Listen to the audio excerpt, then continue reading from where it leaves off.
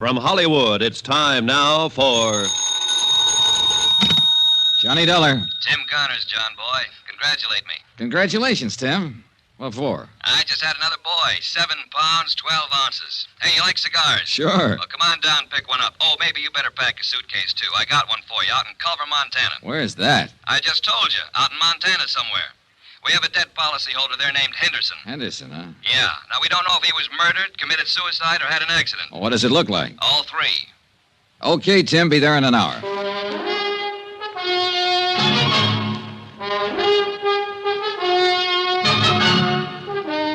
Tonight and every weekday night, Bob Bailey in the transcribed adventures of the man with the action-packed expense account, America's fabulous freelance insurance investigator. Yours truly, Johnny Dollar.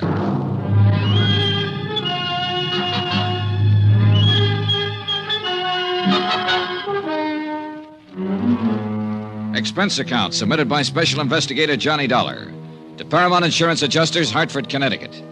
The following is an accounting of expenditures during my investigation of the Henderson matter, whatever it's going to be. Expense account item 1, $1.25 for a detailed map.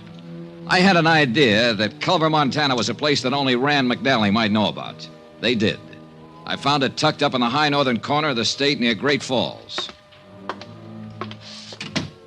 Hey, where's your bag? Home. I told you to pack it. Now, look, Give me a cigar, Tim. Tell me about the new boy and the new case. Okay, have a chair. There you are. I wouldn't smoke it if I were you. Terrible. Cost me $2 a box. Hey, you know something?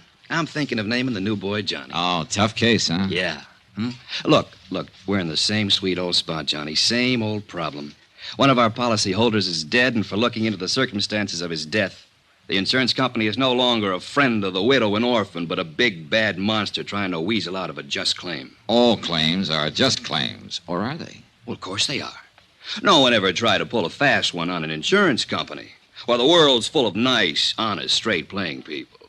Uh-huh. Now tell me about getting sandbagged in a poker game. Look, I want to get this out of the way and get back over to the hospital and see my wife. Now, John, this claim came into the insurance office yesterday afternoon, airmail special. The insurance company turned it over to me today. What company? Western.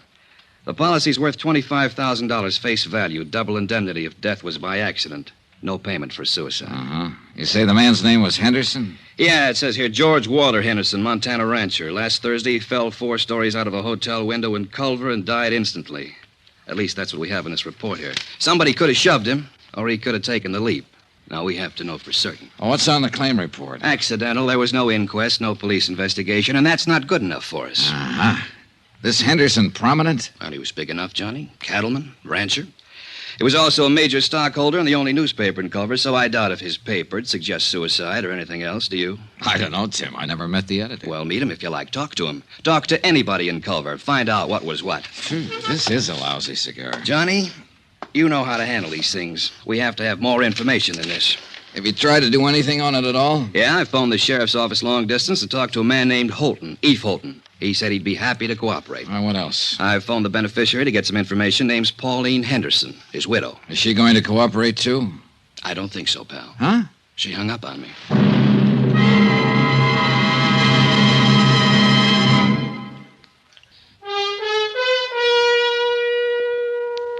Expense account item 2, $185.65. Airfare, Hartford, Connecticut to Great Falls, Montana.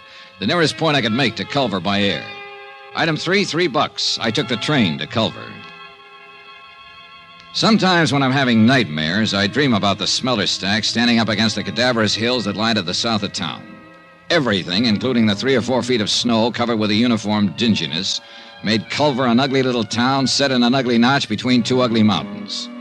The only hotel in town was the Butte. It happened to be 4 stories high. It also happened to be the place where George Henderson had met his death.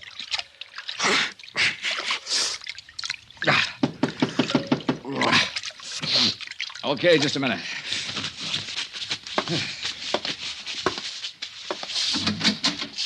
Mr. Dollar? Yeah. I'm Eve Holton, sheriff here. Huh? You're from the insurance people, aren't you? Yeah, that's right. Been expecting that you'd be in sooner or later. Well, I'm glad to meet you, Mr. Holton. Call me Eve, son. Everybody does. Hey, got a drink on you? And no, I haven't. Well, I got one on me. Nice and chilly, too. Well, I'll see if there's some glasses around here, Sheriff. You didn't waste any time looking me up. No, I guess I didn't, son. Thought it'd save a little time this way. Knew you'd be looking me up sooner or later. Really thought we ought to have this drink together, private. May not have any more together while you're here. Uh-huh.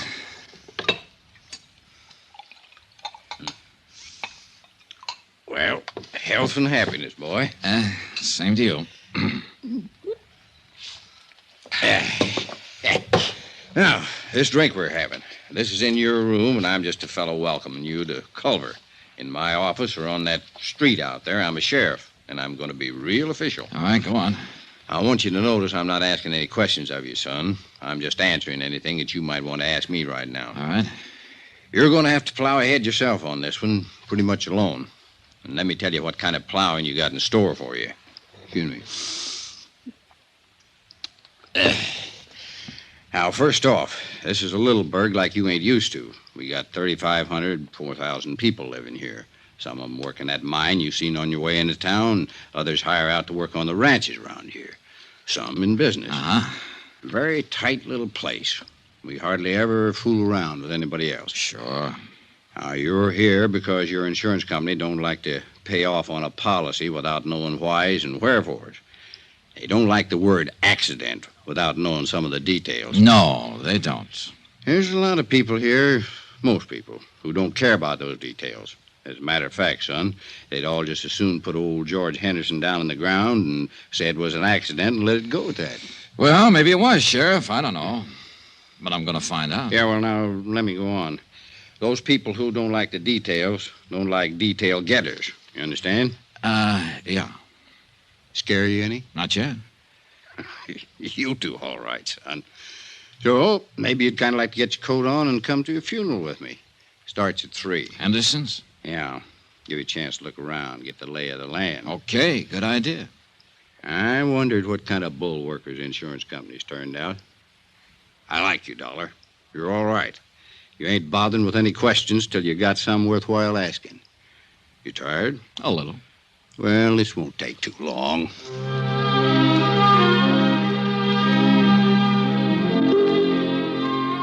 A half hour later, I was standing beside Sheriff Eve Holden on a flat-top hillside that served as a cemetery. The snow was white and gleaming under the winter sun of the mid-afternoon skies, the air cold and crisp. To thee, our heavenly Father, who knoweth all things, we commit the body of our beloved to thy eternal care. Thy will be done. Trusting ever in thy mercy, we invoke the consolation of thy sheltering wing. Earth to earth, ashes to ashes, dust to dust. In sure and certain hope of resurrection into eternal life, in the name of the Father, and of the Son, and of the Holy Ghost. Amen. Yeah. Here. Oh, that's that. Yeah. Poor George. Eve, Hmm? which one is Mrs. Henderson? There. That's Pauline Henderson? Yeah, that's her. Well, she can't be more than 25. 26, to be exact, Dollar. I went to her birthday party 2 months ago. Well, how old was George Henderson? 59. Went to his party, too. Yeah. Pretty thing, hmm? Very. Any other family? Nope. No other wife, huh? Nope. Want to meet her? No, not right now. Mm-hmm. Well, suit yourself. Kind of thought you might start thinking when you got a look at her. Hmm? Now, just keep on the way you're doing. You're doing fine. When there's something you got to know, you'll find out. Well, Eve, I already know one thing. Yeah? What's that? I'm going to ask for a coroner's inquest. Just from seeing her? Just from seeing her. Mm-hmm. You're a sly one, Johnny.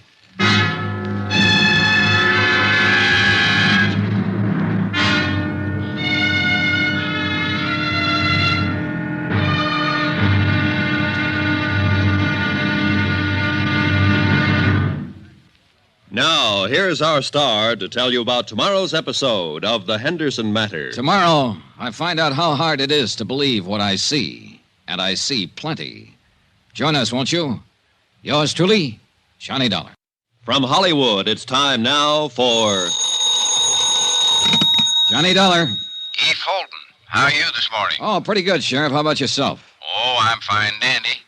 You were over at the City Hall this morning, huh? Yeah, that's right. I requested the coroner to conduct an inquest into the death of George Henderson. Yeah, I know. The coroner left it up to me. Huh? Yeah, came into my office and asked me if I had any reason to conduct an inquest into the death of George Henderson. I told him I didn't have any reason, but I'd do it if I was ordered to. Well, what happens now? Well, somebody'll have to decide whether there's going to be an inquest or not. Who? Mayor, I guess. I don't know. Anyhow, you stirred up some action, and you'll be getting it. Yeah, where? Just stay where you are, son. My guess is it'll come right to you.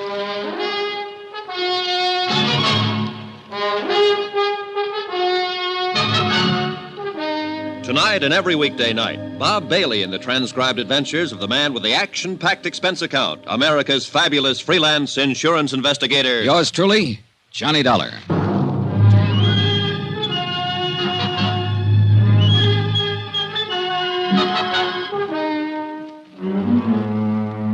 Expense account submitted by Special Investigator Johnny Dollar to Paramount Insurance Adjusters, Hartford, Connecticut. The following is an accounting of expenditures during my investigation of the Henderson matter. The death of George Henderson of Culver, Montana, where I am today. A casual certification announced the death is accidental, having been received by a fall from a hotel window.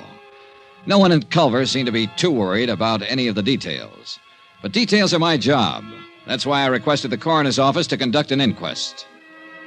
I took Sheriff Holton's suggestion and waited to see what my request flushed up in the dingy-colored mountains of Culver. An hour later, my first bird winged up to my hotel room. He was a tall, gray-haired man in a Stetson, earmuffs, and the western version of a Chesterfield. His Honor, Mayor Newton. Mr. Dollar, I want to talk to you about this request you made for an inquest into George Henderson's death. Yes, sir, Mr. Mayor. You are aware, of course, that George's death, and he was one of my beloved and personal friends for many, many years, was a great blow to the entire community. No, I didn't know that, Mayor Newton. Huh? Only the smallest part of the community were at his funeral yesterday afternoon. His widow and I'd say not more than half a dozen other people. Well, I understand that your insurance company is not quite satisfied with the certification. Is that correct? More or less. What would they need to be satisfied, sir? An exact knowledge of how Mr. Henderson fell out that hotel window. I would rather no inquest were held into Mr. Henderson's death. Why? Why, sir, George Henderson is dead and buried. It should remain that way. If an inquest were to be held, it would only prove that George fell out of a window. I beg you to consider that, Mr. Dollar. You seem very certain that an investigation would prove that death was accidental, Mayor. It was accidental. George fell out the window. Well, now, I can't just tell that to my insurance company, can I? We are a small community with a rudimentary police force, not equipped in any way for an exhaustive investigation, nor for the financial burden of such an investigation. I strongly urge you to reconsider this request for a coroner's inquest. You do? I do indeed. His untimely death was an unfortunate occurrence, outside the pale of any of our poor abilities to foresee. A terrible, terrible accident. I'd like proof of that. Proof? An inquest, Mr. Mayor. An inquest. All right.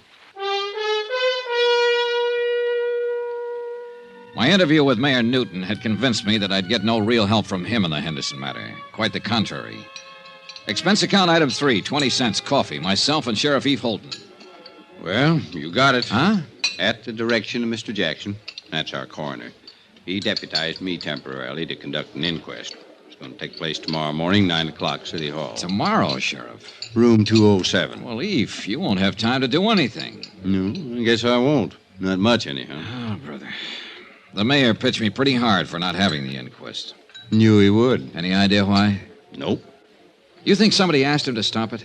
Yeah? Who? Don't know, Johnny. Honest.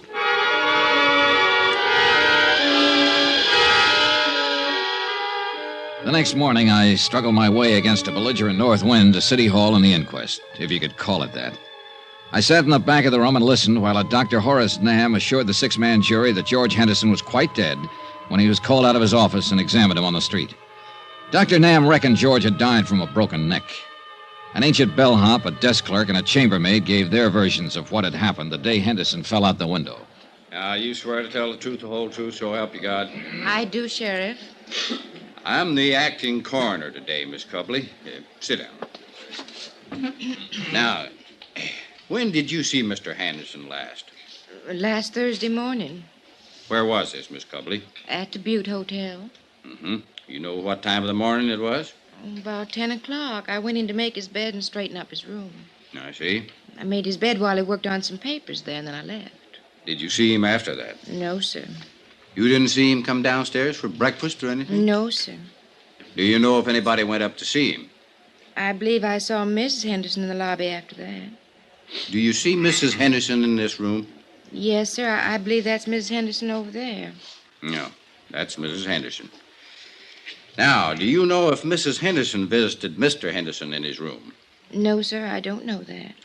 Miss Cubley, did you happen to notice if anyone else went up to Mr. Henderson's room that morning? No, sir. It went on all morning long. Sheriff Holton, acting in the coroner's position, questioned person after person. All had more or less the same vague knowledge concerning George Henderson's death. I was most interested in Pauline Henderson's testimony. Now then, Mrs. Henderson, when did you last see your husband? Thursday. I went to see him about noon, maybe a little before. Where did you see him, Miss Henderson? At the Butte Hotel, in his room there.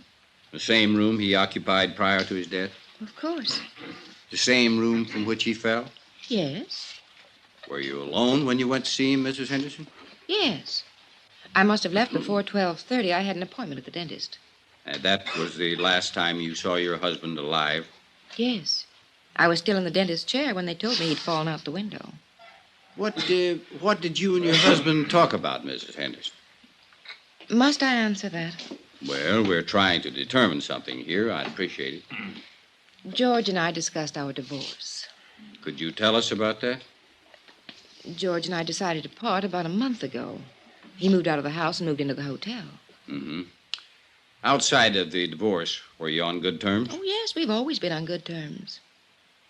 Mrs. Henderson, do you think there's a chance that he might have thrown himself out that window? Mrs. Henderson, do you think he might have thrown himself out that window? No. At least not over us, if that's what you mean. As far as you knew, was your husband in good health? Yes, he was. You happen to know when he was examined last? Oh, a month or so ago. He was in perfect health. One more thing. Did Mr. Henderson drink? Yes. Did he drink that morning with you? I think he had a couple of drinks. Yes, he had a drink or two while we were talking. He could have stumbled to that window. The clothes were New York, the perfume Paris, the jewelry Tiffany's. The look, you might expect it on the Riviera, where everybody tries to act bored with too many good things in life. Her dress, black for the occasion of death, was cut too well and too carefully for her to pass as a grieving widow. She answered the questions without hesitation or emotion. 15 minutes later, the jury brought in the expected verdict.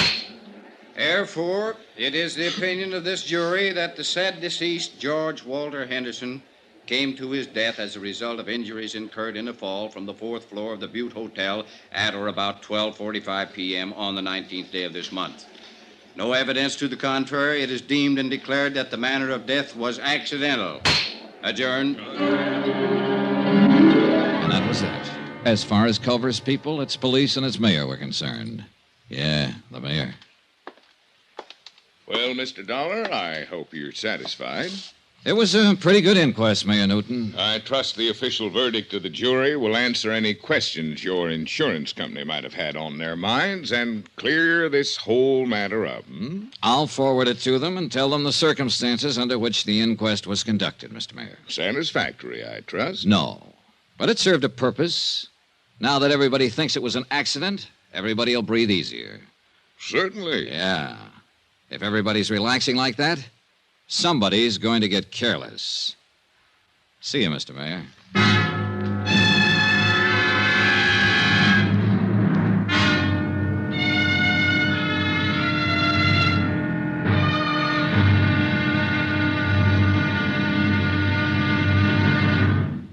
Now, here's here's our star to tell you about tomorrow's episode of the Henderson matter. People do get careless tomorrow, all over Culver, Montana. Join us, won't you? Yours truly, Johnny Dollar. From Hollywood, it's time now for Johnny Dollar. Eve Holden, son. Hi, Sheriff. You put in a call for me, did you? Yes, I'm ready to go to work. Now that the inquest's been held and George Henderson's death is officially an accident, I might be able to move around your little town a little easier. What can I do for you? Help me to move around? The case is closed, as far as I'm concerned. Eve, what's the matter with you? That inquest was a farce. For all I know, Henderson could have been pushed out of that hotel window. The attitude of different people in this town makes that whole thing... Hold on now, son, hold on. I meant to say it's closed as far as my office is concerned. Personally, I think it needs investigating. We can help each other, maybe, you and me. Can I come over? Oh, I better come there. You know how folks are around here.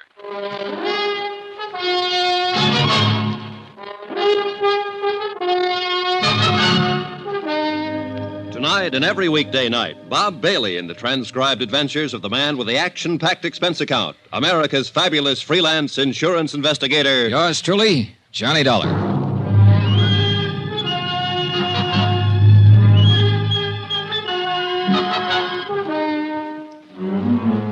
Expense account submitted by Special Investigator Johnny Dollar. Location, Culver, Montana. To Paramount Insurance Adjusters, Hartford, Connecticut. The following is an accounting of expenditures during my investigation of the Henderson matter. The question, accident, suicide, or murder?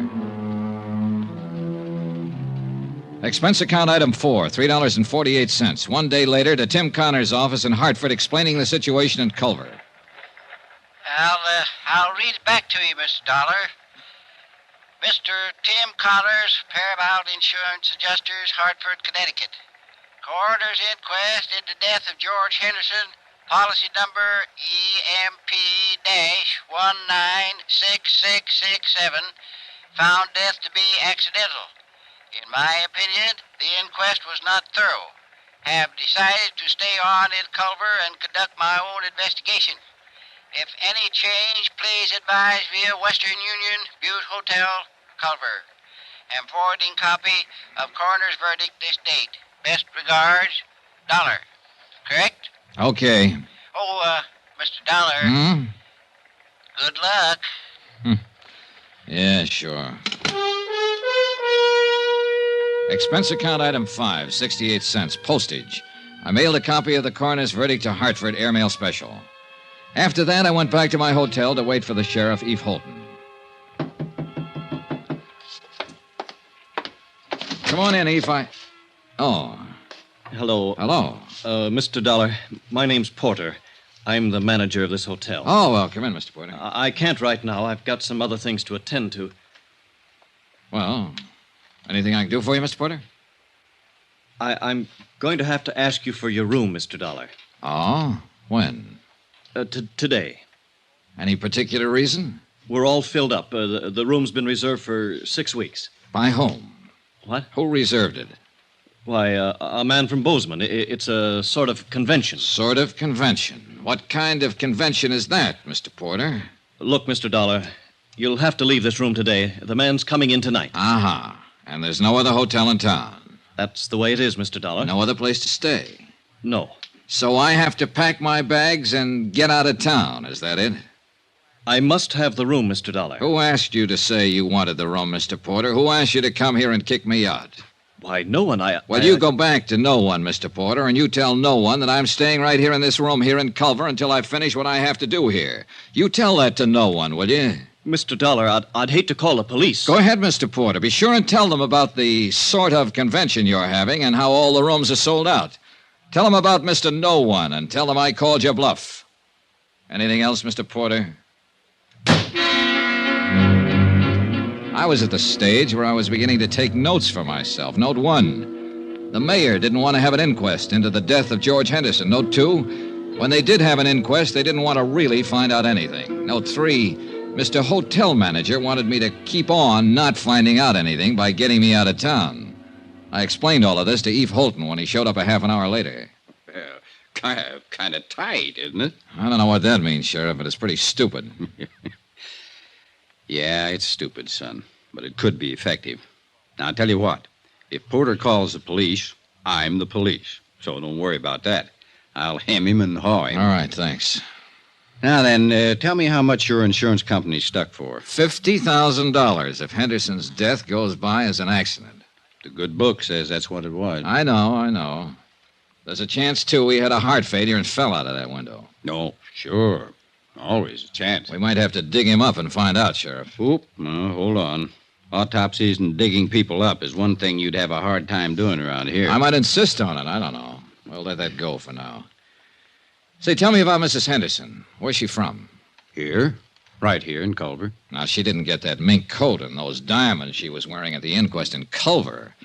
More important, she didn't get that continental look here either. So what's the story? Well, her name was Pauline Underwood before she married George. Born and raised right here in Culver. Of course, she went to school in the East, and she's been in Europe a couple of times, but most of her life's been right here. She is a mighty pretty widow. And a mighty rich one, too. Henderson had it. I know. This divorce she talked about at the inquest yesterday. Well, everybody in town knew they weren't getting along, never did get along. How could they? Pauline's 26 and George is 59. He could have been her father. As a matter of fact, he almost was. Well, tell me about that. You got a drink? Oh, yeah. Well, George raised Pauline from the time she was 14. He paid for all her schooling and growing up. She didn't have any folks after her old man died. George was pretty good to her. He sure was. Was he a friend of her parents? Well, Tom Underwood worked out at the ranch for George. When he died, there was Pauline standing around. Oh, yeah. Oh, thanks. And she eventually married him and his money, huh?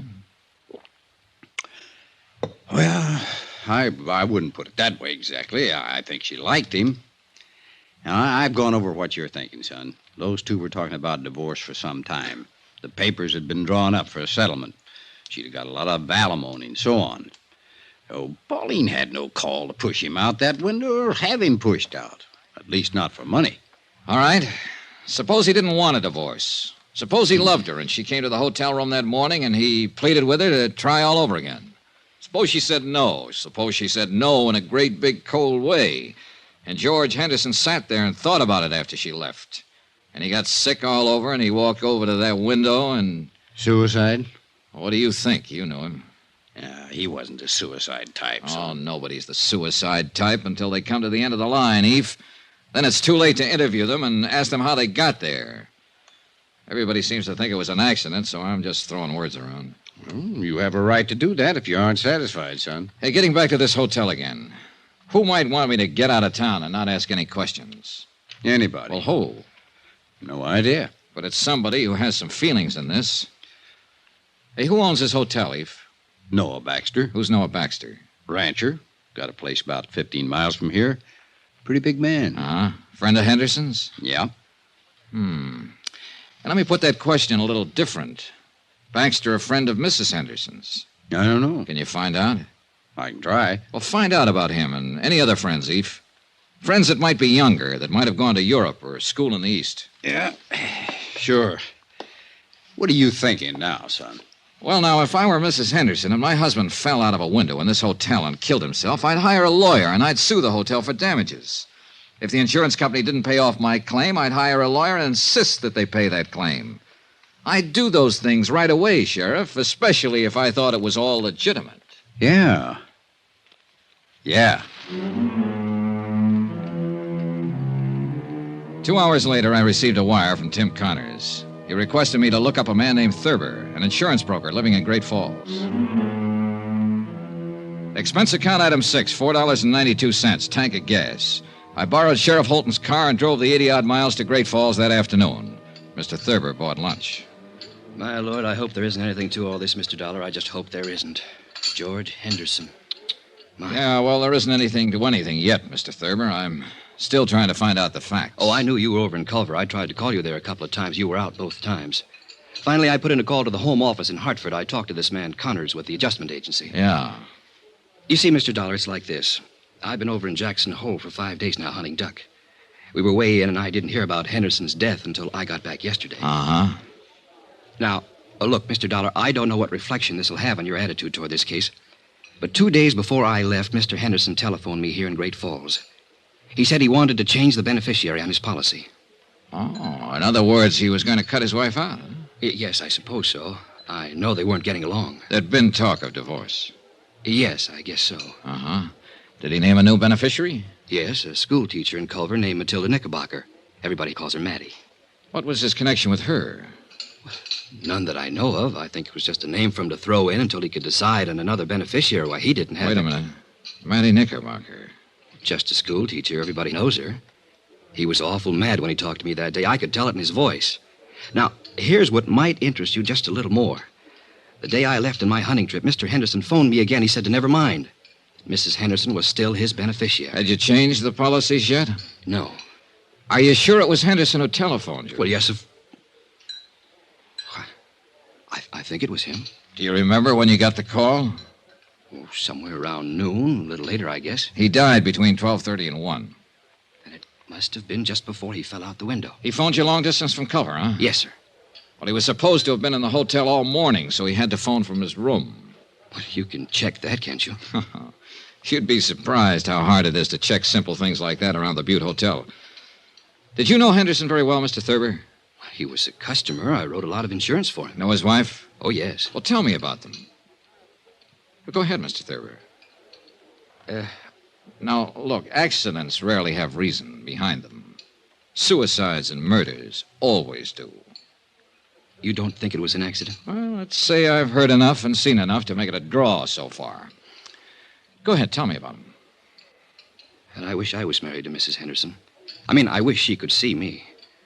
I think most any man who's ever met her hoped the same thing. Young men, old men, any kind. But she picked George. George was as tough and leathery as these mountains around us, exactly her opposite. But Pauline married him. He raised her. He was close to her all her adult life. Yes. But, Mr. Dollar, you know and I know she didn't have to marry him. She could have married anybody here in Culver or anybody in London or Paris. You see what I mean? Not quite. Well, I always had the idea that after she married him, she kept letting him know she could have had anybody else she wanted. Go ahead, Thurber. I think she married him for his money. I think she would have killed him for his money.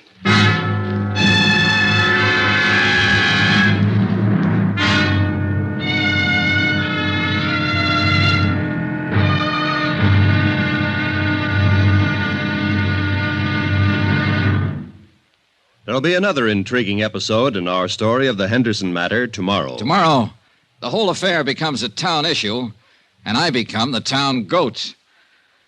Incidentally, let me take a moment to say thanks for the many kind letters you've sent. We appreciate them more than you know. And I only wish it were possible to answer them all personally. Again, thank you. Yours truly, Johnny Dollar. From Hollywood, it's time now for... Johnny Dollar. This is Mrs. Henderson. You asked me to call, Mr. Dollar? Yes, Mrs. Henderson. I'm with Paramount Insurance Adjusters. Oh, yes. You probably know we asked for the inquest into your husband's death. Yes, I know. We're trying to clear up the entire matter as quickly as we can, Mrs. Henderson. I'd like to talk to you. Oh? Hate to trouble you at a time like this. Well, that's all right, Mr. Dollar. When do you want to talk? May I come out to the house this afternoon? There's a nice restaurant called Big Horn Lodge on the highway. How about meeting you there at, say, 4 o'clock? Good. I'll be there.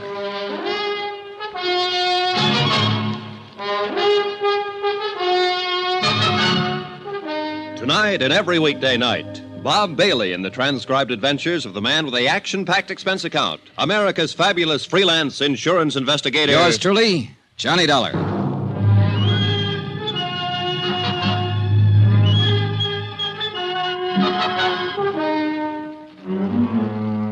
Expense account submitted by Special Investigator Johnny Dollar to Paramount Insurance Adjusters, Hartford, Connecticut. The following is an accounting of expenditures during my investigation of the Henderson matter. Expense account continued. Item 7, $5. One pair of galoshes, believe it or not. It snowed in Culver, Montana during the night, all night. By morning, 14 inches of fine new snow covered everything in sight. After my phone call to Mrs. Henderson, I spent the morning trying to rent an automobile. There was none to be had, so that afternoon I dropped over to see Eve Holton, my sheriff friend. Son, you're going to catch your death unless you start wearing a scarf. Yeah, I'll remember that, Eve. But maybe I won't need one. Oh? Yeah, I think I'll be leaving Culver pretty soon. Well, I hope you don't mean that, son. I'm afraid I do. I'll have to tie this case up one way or another pretty quick. Why? My company wants me to get back home. I got a letter this morning. Oh. Well, how can I help you? Well, for one thing, you can lend me your car again. I have a date with a lady out at the Bighorn Lodge. Pretty fancy. You can have the old thing anytime you want it. You know that, son. Who's the lady? George Henderson's widow. Yeah. Oh? Now, I know what you're going to say. Why go after her? Why bother her until I have something to go on? Well, I got to do something, Eve.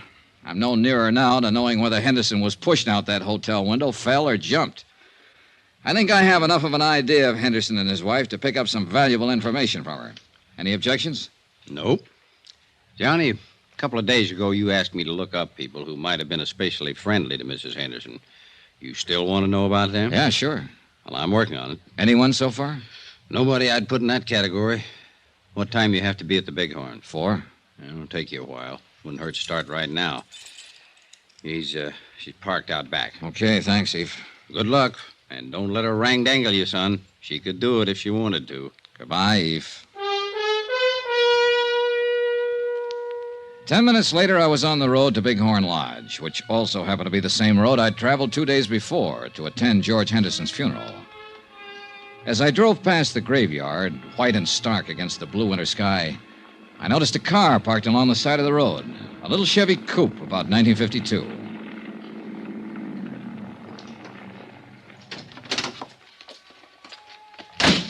There was the figure of a woman, all alone, standing by George Henderson's fresh grave.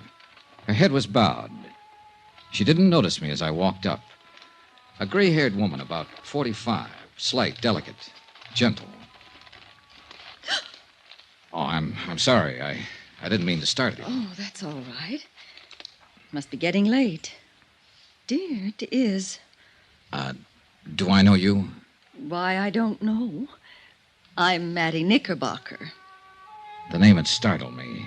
The day before, an insurance broker in Great Falls had mentioned her. Told me that George Henderson had named her his beneficiary, then changed his mind a few minutes before he died. Your name's not Campbell, is it? No, Johnny Dollar. Oh, Johnny Dollar. You remind me of a boy I had in one of my classes once, Torrey Campbell. Oh, you're a teacher, Miss Knickerbocker? Yes. Everybody knows me, I think. Or at least I flatter myself that way. Well, I should be going. I knew Mr. Henderson, too. Oh?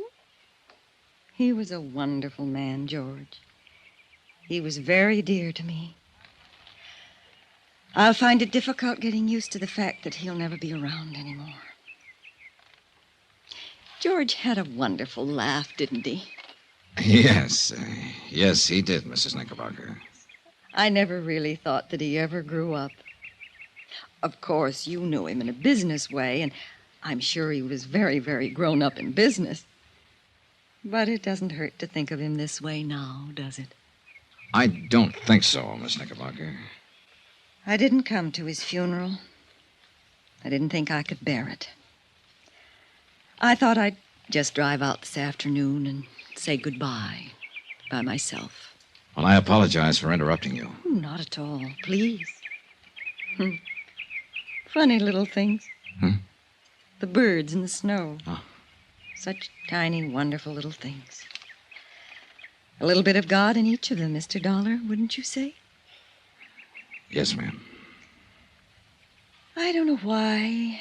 I think George would like to know they're here, near him. Miss Knickerbocker, I have to tell you... No, you don't, Mr. Dollar. I know who you really are. Everyone in town knows. You seem like a nice young man. Was it curiosity that made you stop your car? Yeah, I suppose so. I apologize. Oh, you needn't. I'm just an old friend of George's, saying goodbye to him. Good afternoon, Mr. Dollar. Goodbye. Talking to Mattie Knickerbocker, I felt that for the first time, somebody, namely Mattie, had talked frankly and truthfully about George Henderson. I was still thinking of the frail, drab little woman with the nice blue eyes, when I met Pauline Henderson at the Bighorn Lodge. What are these matters you want to clear up, Mr. Dollar? Oh, just some doubts in my mind about your husband's death. What do you drink? Pernod. Pernod. I learned to like it in France. All right. One Pernod, bourbon, a little water on the side. Yes, sir. You sound like George when you order. Hey, I like your Bighorn Lodge. And I have to say, when it's elegant in the West, it's elegant. I'd like a light, please. Oh, sorry. Sure. Thank you. Mrs. Henderson, do you mind if I don't stall any longer with the drinks, the smokes, and the compliments? I'm surprised you've stalled this long. I've heard you're a very blunt and impulsive man. I spoke to an insurance agent named Thurber yesterday in Great Falls. Your husband's agent. Mr. Thurber told me that your husband wanted to name a new beneficiary last week. Really? Yeah. He named Matilda Knickerbocker. Mattie Knickerbocker. I'm not surprised, I suppose. Mattie's a lovely woman. I know George was very fond of her. Mr. Thurber also told me that Mr. Henderson changed his mind about that the day he died. In fact, he phoned Mr. Thurber in Great Falls and told him to leave the policy as it was. He did that a few minutes after you left his hotel room, a few minutes before he died. Can you explain any of that, Mrs. Henderson? Why don't you ask Mattie Knickerbocker? Because I don't think she'd know. I ran into her this afternoon, and I talked to her. Or not about this, just about other things. I'll look her up again if I have to. But it's you I want information from now. Then why don't you ask what you mean, Mr. Dollar? All right. Did something happen in that hotel room that made him change his mind about you? That's better. I do wish that ridiculous little man would bring our drinks. He will. Don't misunderstand what happened in the hotel room. George and I were going to be divorced. He moved out of the house a month ago. We went to his attorneys and drew up a tentative property settlement. You mean... Dunlap, Eder, Reardon, and Blake, Great Falls. They have a copy of that settlement. George was quite generous to me. So I didn't kill him for his money, if that's what you're thinking. Here we are, sir. Pernod, bourbon. Thank you.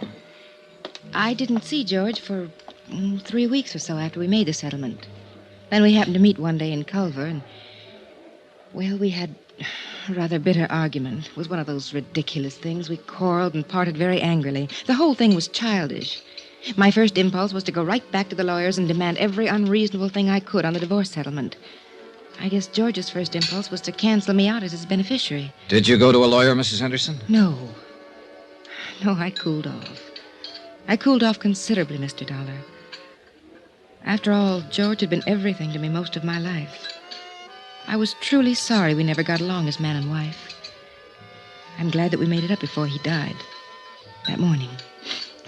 He apologized when I came by the hotel. I apologized. After I left, he fell out the window. Then I can assume that this business with the policies had to do with the argument. Assume what you like, Mr. Dollar. I can understand why you're annoyed by me and my questions. It's just that it's kind of hard for us to believe that a man involved in divorcing his wife would still name her as his beneficiary. I say that because of past experience. Oh, it's happened, but isn't usual.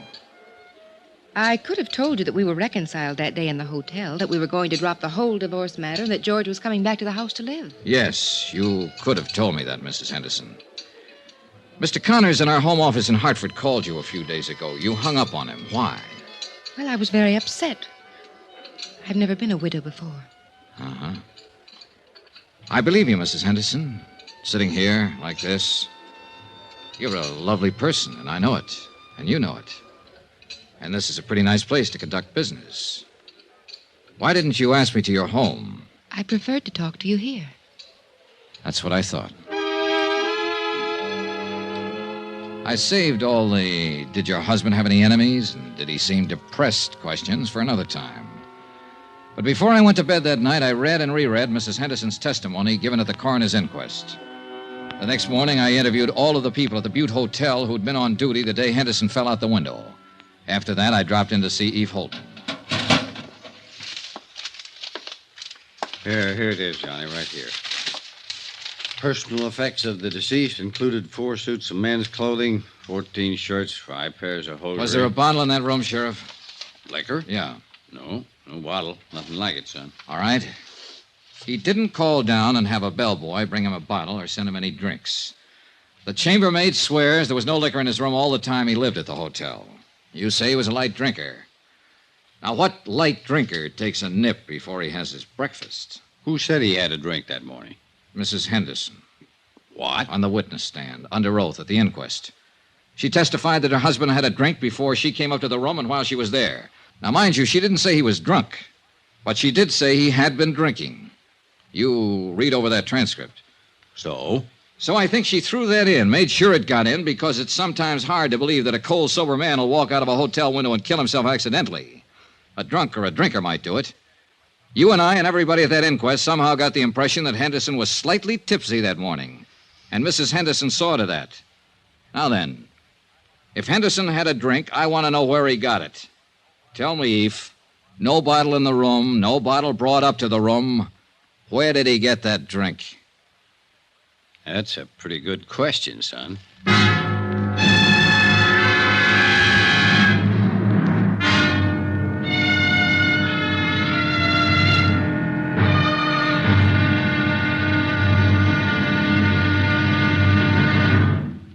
There'll be another intriguing episode in our story of the Henderson matter tomorrow. Tomorrow, the wind-up. Yeah, the whole case blows sky high. Join us, won't you? Yours truly, Johnny Dollar. From Hollywood, it's time now for... Johnny Dollar. I have a call for you from Hartford. Go ahead, please. Johnny? Right here. Connors at Paramount Adjusters. Say, what was this wire, Johnny? You serious about denying liability to Mrs. Henderson? I sure am. I think it'll bring the whole thing out in the open. This is pretty serious. Have you got any concrete evidence death wasn't accidental? Jim, I have a copy of the coroner's inquest. Concrete evidence that Mrs. Henderson lied under oath. She said her husband was drinking the morning he died. Everybody here believed he was a little crocked when he fell out that hotel window. I've got proof that he didn't have a drink that morning. What proof? No bottle in his room. No bottle brought there. Nothing. What do you say?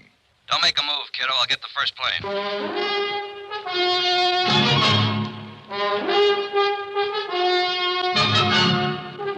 Tonight and every weekday night, Bob Bailey in the transcribed adventures of the man with the action-packed expense account, America's fabulous freelance insurance investigator. Yours truly, Johnny Dollar.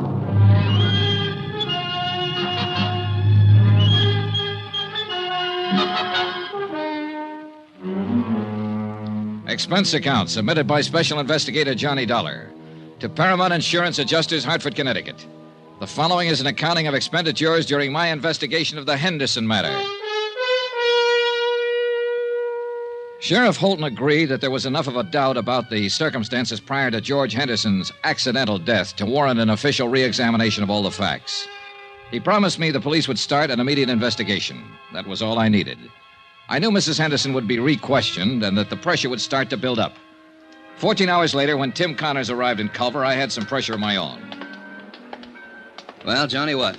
Well, the best thing we can do now is move in. Deny liability on the grounds that the accident is not proved. I suppose Mrs. Henderson sues us. All right, let her. Then the burden of proving that her husband's death was accidental would be on her. Look, Tim, contrary to her testimony under oath, Henderson didn't have a drink that morning he died. All right, she made a mistake. He had a heart attack, got dizzy, and tumbled out of the window. He wasn't drunk. Oh, don't talk nonsense, Tim. Listen to me.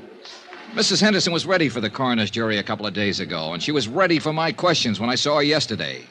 The only one she wasn't ready for was you a few days ago when you phoned her long distance. You said she hung up on you. Well, she half apologized to me for that, but it was because she couldn't think of anything to say. Well, maybe you're right. But suppose he did die accidentally, and suppose it is a just insurance claim. I tell you it isn't. And the fact that she made a mistake testifying about him having a drink and... Hey, Johnny, do you have anything else? 3 things: instinct, experience, and statistics. Pauline Henderson's a young woman. She married a wealthy older man. With him out of the way, she has all his money and all her youth. All right, I'm going to phone the company as soon as I can find a phone. Tell them I'm working for evidence, and the best way to get it is to bring Mrs. Henderson out in the open. File a complaint against her. What charge? Suspected murder. Oh, no, Johnny, that'd get us in all kinds of trouble. Remember the drink, Tim. Henderson didn't have the drink. Now, we'll have to have more than that. I'm sorry, Johnny. All right, I'll get you more.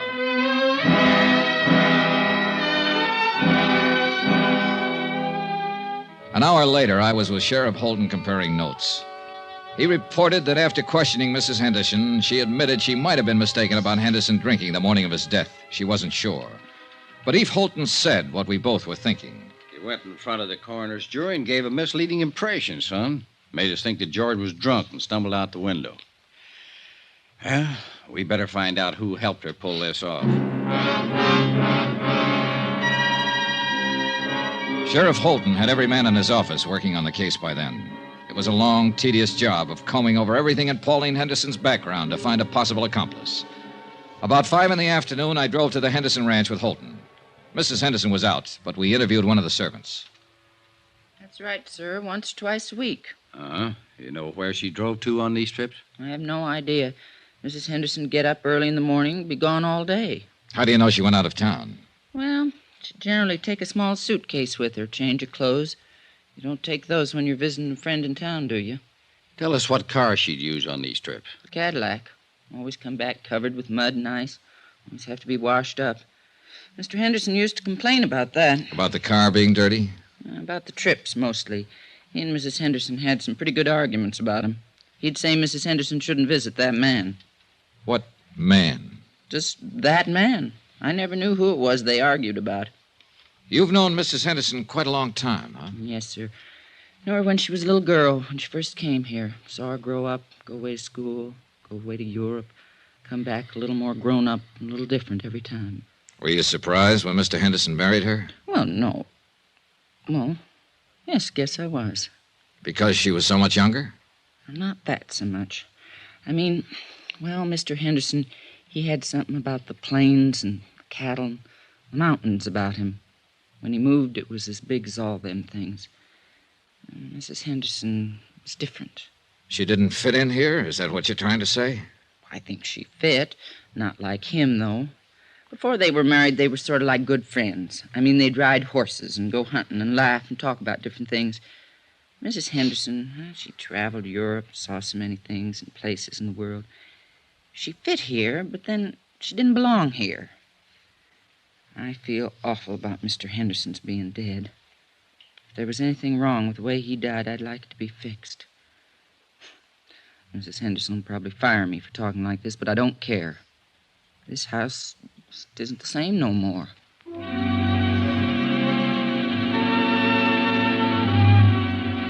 By the time we got back into town, Sheriff Holton's boys had discovered the names of 3 men who had been seen at various places around Culver in the company of Mrs. Henderson. Rod Tyler. Oh, who's he? Mining engineer. He's been away from here for over a year now. See, now, here's another one. Sam Pollard. Sam died 6 months ago. Hey. What? Noah Baxter. Noah Baxter. That name's vaguely familiar. Yeah, he owns a hotel you're staying in. A couple of ranches, too. Well, he might have been the one who tried to have you thrown out. Oh. He also owns the mayor. Young man? About 30, 35. Let's go see him. Another drive, this time north of Culver to the Baxter Ranch. We found Noah Baxter busy with his help shoring horns on cattle. A lean, tall man with thin features. If you're trying to find out if I've been seeing Pauline on the sly while she'd been married to George, why didn't you come right out and ask? All right, have you? No, not on the sly. There's nothing between us. George knew any time she came over here to see me. He was a good friend of mine. I'm sorry he's dead. Pauline's a good friend of mine, too. I'm sorry you people are thinking what you are about us. Let's go up the house. It's getting cold. All right, Stan, that's enough for today. No, I got to ask you this. Where were you last Thursday? The day George died, Sheriff? Yeah. I was right here. Can you prove that? Sure. Ask anybody. You boys want a drink? No, thanks. No. Well, I do. Mac! Mac! I get it myself. When was the last time you were in Culver, Mr. Baxter? 3-4 weeks ago. My cook and the others handle what supplies we need. Do you mind if we talk to some of your help around here? No. What do you want to talk to them about? About last Thursday, about what happened when Mrs. Henderson came here to visit? It wouldn't look good if she came here to visit me, would it? Well, that depends on the circumstances, no? She'd come and sit there and read and look at some of those paintings. We'd talk when I had time. Anything wrong with that? No. Mr. Baxter, I think I ought to tell you, I've asked my company to file a complaint against Mrs. Henderson. Suspicion of murder. Oh. I'd like to tell you something. She didn't kill him, and she didn't have him killed. She loved him a lot more than George loved her, I think. Both of you know her. Her dad was a drunken cowhand. When he died, George took her over, gave her everything. So you see, you're wrong. She loved George for giving her what he gave her, and mostly for being the kind of a man he was. I lied to you a couple of minutes ago. There was something between us. It was bound to happen sooner or later. She'd come here to cry on my shoulder, and I let her. Cry? About George. He wanted to divorce her. Didn't you know that? I had the idea it was the other way around. Oh, you're all wrong. George raised her, educated her, made her into a woman, and then he married her. And she wasn't what he wanted at all. You know who George wanted to marry? Mattie Knickerbocker, the school mom. Go on. Oh, there was nothing between George and Mattie, but there would have been if he'd lived. What about you and Mrs. Henderson? Yeah. The thing that was between us was that I wanted her. She didn't want me, but I wanted her. I was glad when she told me about the divorce coming up. I really think she would have listened to me. But she wanted to be married to George. She really loved him. Sure you don't want one of these? No. No? And I really loved her. I went to see George last Thursday at his hotel. You know why? To tell him to go back to Pauline. Yeah, because I knew what he meant to her. You can talk to my people around here. They'd lie for me and say I was here last Thursday all day. They'd tell you that Pauline never came to see me. They'd lie right down the line for me. But, Mr. Dollar, I can't let you get out that complaint and take her in. One of my trucks was taking some beef to the hotel last Thursday. I rode in with the driver and went in the back way. I went right up to George's room to talk to him. Pauline had just left. I wanted to talk to him about the same things I've been telling you. I didn't want to hurt him. I loved him, the same as everybody loved him. When I got to his room, he wouldn't let me talk at all. He was mad that I interfered, and he tried to swing on me. I shoved him once. He went out the window. That's all. I killed him.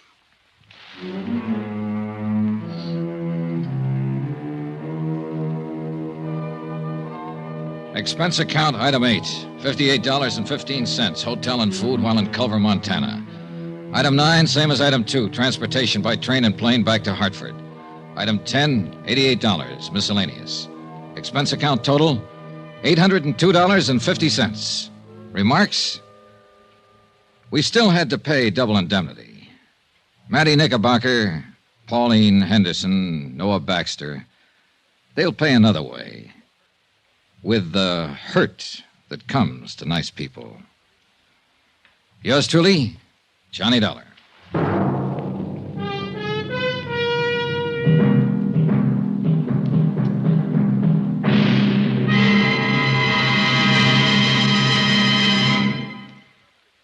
Remember, there'll be another exciting story beginning next Monday night. Next week, a real mystery, complete with plenty of action, a beautiful blonde, and a killer lurking in the shadows.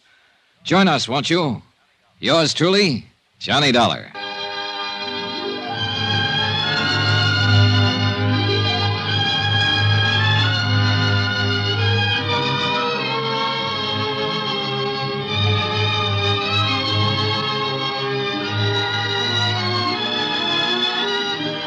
Yours truly, Johnny Dollar, starring Bob Bailey, is transcribed in Hollywood. Written by John Dawson, it is produced and directed by Jack Johnstone.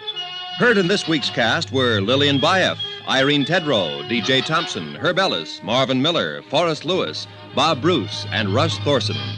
Musical supervision by Amerigo Marino. Be sure to join us on Monday night, same time and station, for another exciting story of yours truly, Johnny Dollar. This is Roy Rowan speaking.